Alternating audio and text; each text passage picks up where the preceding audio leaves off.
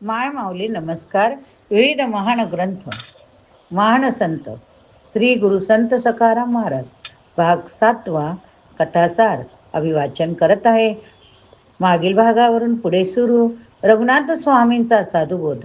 गंगाबाई माहेरी गेल्यानंतर एके दिवशी सखाराम घरात खिन्नपणे बसला होता. इतक्यात बाहेरून संकभट्ट संकभट्ट अशी हाक एक दोनदा कानी आली.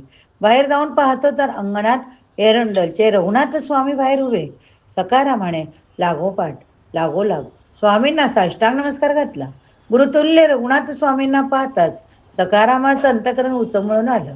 स्वामींच्या त्यांना अंतरीची वेदना ठाऊक होती. त्यांनी त्याला हृदयाशी घेतलं. चल माझ्याबरोबर असं सांगून त्याची पावली ते वाटेने पुढे पुढे चालू लागले. कुणाला न सांगता न पुसता सखारामय स्वामीजींच्या पाठोपाठ चालू लागला. रस्त्यात बोलणं नाही की सांगणं नाही, असे एका मागोमाग चालत ते दोघेही थेट एरंडलला कुठेही न थांबता येऊन पोहोचले. रघुनाथ स्वामी सखारामास आपल्या घरी घेऊन गेले. सखाराम तेथे 2 दिवस राहिला. सखाराम स्वामींचा सहवास, त्यांनी घेतलेले उपदेश, त्यांच्याशी झालेली परमार्थवरील चर्चा यामुळे सखाराम अंतरी खूप संतोषला. रघुनाथ स्वामींनी त्यास अडावद येथील श्री श्री निवास महाराजांना शरण जाण्यास सांगितले. इतकेच नव्हे तर तेच तुझे सद्गुरू असून तेच तुला भगवंताच्या दर्शनाचा योग सांगतील असंही बजावलं. परमार्थातल्या इतर गोष्टी सांगून रघुनाथ स्वामींनी सखारामास अंमळनेरी माघारी पाठवलं. रघुनाथ स्वामींचा निरोप घेऊन सखाराम अंमळनेरची वाट चालू लागला. एकटाच वाटचाल करीत असताना अचानक कुणाच्या तरी तोंडून विव्हाळण्याचा आवाज त्याच्या कानी आला. सखारामाच्या आवाजाच्या दिशेने शोध घेतला तेव्हा एक कुष्ठरोगी भर उन्हात तळमळत पडलेला पाहिला. जवळ जाऊन पाहिलं तेव्हा तो कुष्ठरोगी जरा जर्जर असल्याचं, त्याच्या अंगावर क्षिते पडली असल्याचं सखारामाने पाहिलं. उन्हाने त्या कुष्ठरोग्याचा जीव कासावीस झाला. तहानेने तो व्याकुळ झाला. सखारामाला कुष्ठरोग्याची दया आली. सखारामाने आधी पाण्याचा शोध घेत प्रथम त्याच्याकडे पाणी आणलं. त्याला ते पाजलं. तहान शमल्याने कुष्ठरोगी थोडा शांत झाला. त्याला थोडं हुरूप आला. सखारामाने त्यास दोन्ही हातांनी उचलून एका झाडाच्या छायेत अलगदपणे ठेवलं. या कुष्ठरोगी सदगतीत झाला. या सेवेने कुष्ठरोगी सद्गतीत झाला. त्याने कृतज्ञतेने त्याला दुवा दिला. अंमळनेरला घरी परतताच रघुनाथ सखारामावर कडाडून म्हणाला, गरजला कुणाला न सांगता सवरता निघून गेला म्हणून त्याने सखारामाला दूषण दिली. खूप घालून पाडून बोलला. त्याच वेळी गंगूबाई बाळंत होऊन मुलगा झाल्याची चोपडून चिठ्ठी आली.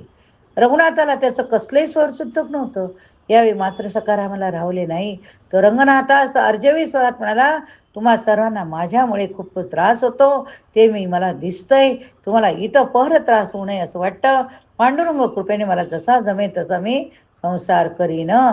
तुमच्याकडे कपरदिकाची मागणार नाही. मला या घरात थोडीशी जागा दे. मी निराळा राहील. सखारामाची निराळ होण्याची भाषा ऐकून रंगनाथाचं पित्त आणखीनच खवळलं. घरातली तसूबर सुद्धा जागा मिळणार नाही असं त्याने सखारामास खडसावून सांगितलं. आणखी वर त्या शिव्याची लाखोळी व्हायली. सखारामाला मोठं वाईट वाटलं. स्वार्थापोटी माणूस कोणत्या थराला जाऊ शकतो याचं बोलतं उदाहरण होते. त्याने रंगनाथ राधा यांच्या ठिकाणी मूर्तिमंत पाहिलं. तो काही न बोलता बाहेर जाऊ लागला. त्या नानूबाईने रंगनाथाची चांगलीच हजेरी घेतली. मग सखारामाच्या हाती तिने काही नगद रक्कम ठेवली. त्वरेने चोपड्याला जाऊन नातवास बाळंतविडा कर म्हणून सांगितलं. नानूबाईची आज्ञा घेऊन सखाराम थेट चोपड्याला गेला.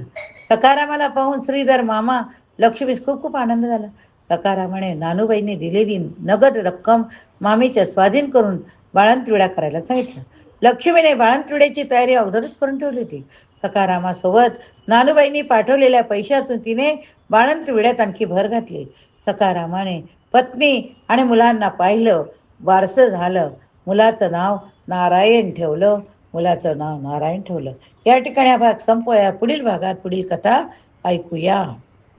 पुंडलिक वरदा हरी विठ्ठल ज्ञानेश्वर महाराज की जय.